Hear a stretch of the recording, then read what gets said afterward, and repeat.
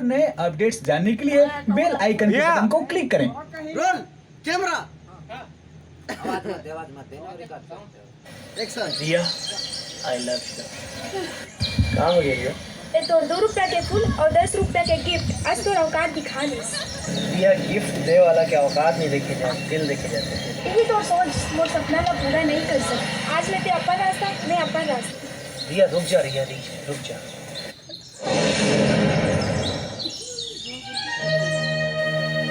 Hello hello तो मोर बार बार call cover कर रहे थे। मोर शादी तय हो गई है, तो जैसे फालतू आदमी से बात करे के मोर का टाइम नहीं है।